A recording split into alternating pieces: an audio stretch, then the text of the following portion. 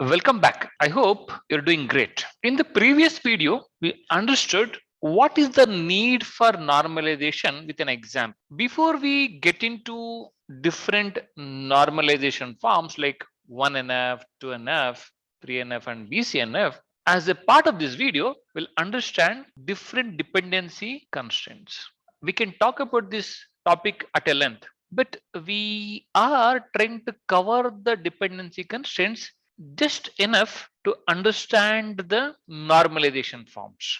Let's get started. In this case, we have a employee table, right? So if you see, there are different columns here: employee number, employee email, employee first name, employee last name. Don't you think these attributes are dependent on each other? Yes, they are. If you critically observe, employee email in a way is dependent on the employee number, right? Let us understand what is the dependency means. So what exactly is a dependency?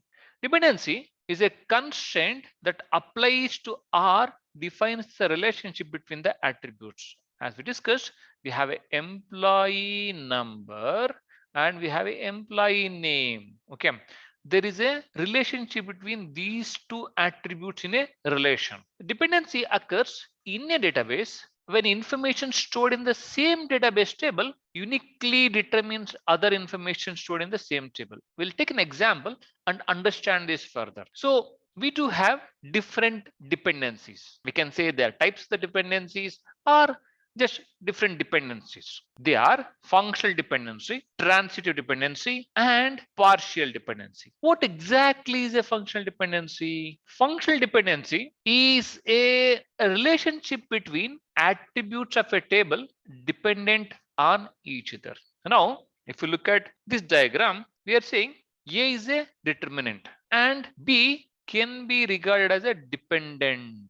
So B is functionally dependent on A. In a way, it is a constraint that specifies the relationship between two set of attributes where one set can accurately determine the value of other sets. In this case, value of B can be accurately determined by A. When we take an example, it will be a bit more clearer. Let's take in the same example. Let us say we keep track of employee email addresses and we track only one email address for an employee. And obviously, when you say table or a relation, each employee is identified by their unique employee number, isn't it?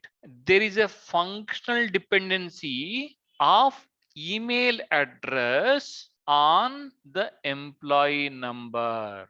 Just to elaborate it further, by using employee number, we'll be able to determine the value of the employee email. Means by getting the employee number, we'll be able to get all the details, right? Employee email, employee first name, employee last name. So this determines the values of the dependents. You can call these are the dependents. So here we see employee number is a determinant and employee email is functionally dependent on employee number. Employee first name is functionally dependent on employee number. Employee last name is functionally dependent on the employee number. So all these three attributes are functionally dependent on the employee number. Employee email is dependent on employee number. Employee first name is dependent on the employee number. Employee last name is dependent on the employee number. I hope it's clear. So just to elaborate further on the determinant, determinant can be a one attribute or a set of attributes which when their values are known, fully determine the values of the dependents list. If you know employee number, you'll be able to determine the values of the dependent list. In this case, dependents are the employee email, employee first name, employee last name. So most of the times, attribute on the left hand side can be regarded as a determinant. In this case, If you see, employee number is on the left hand side, employee email on the right hand side. So employee number is a determinant of a employee email. If you know the employee number, you will be able to get the details of the employee email, employee first name and employee last name. Awesome.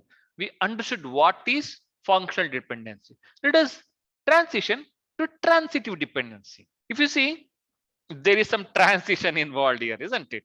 Let us understand what is it. So here the transitive dependency refers to some non-prime attribute other than the candidate key depends on another non-prime attribute that is dependent entirely on the candidate key.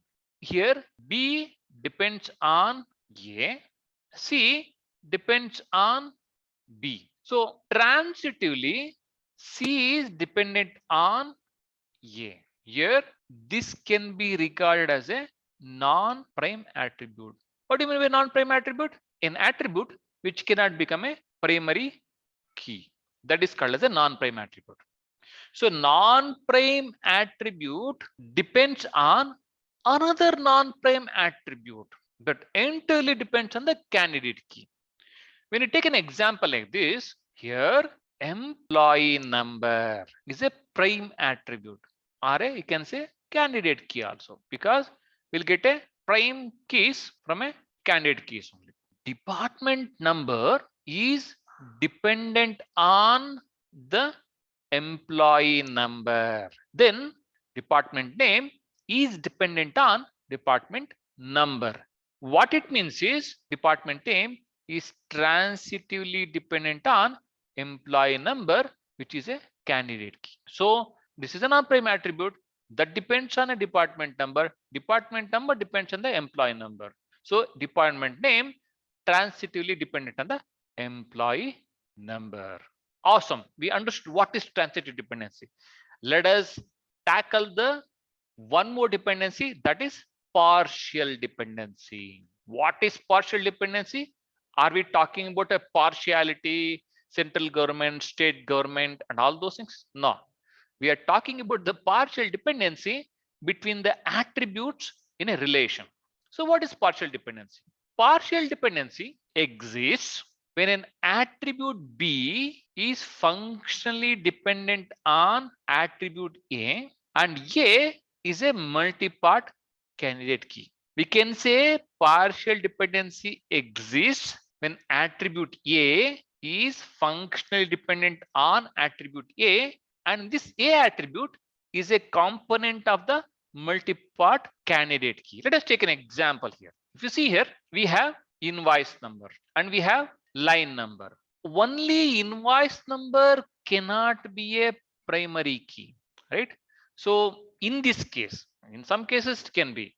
So in this case, the candidate keys are invoice number and line number together. That is where we discussed it is a multi-part candidate key. So here these two together would become a candidate key. Now if you carefully look at invoice date is partially dependent on this candidate key because these two together is a candidate key. Why do I say that? Because invoice number is a determinant of the invoice date. Means line number is not determining the invoice date. Invoice date is determined by invoice number. Means we don't require line number to determine the invoice date. So in this candidate key, which is a multi-part candidate key, only invoice number is a determinant of invoice date. So that is the reason we can say invoice number is a part of the candidate key. So there is a partial dependency of invoice date on the candidate key. Awesome. Then we understood different dependencies at a high level. Thank you. Have a good time.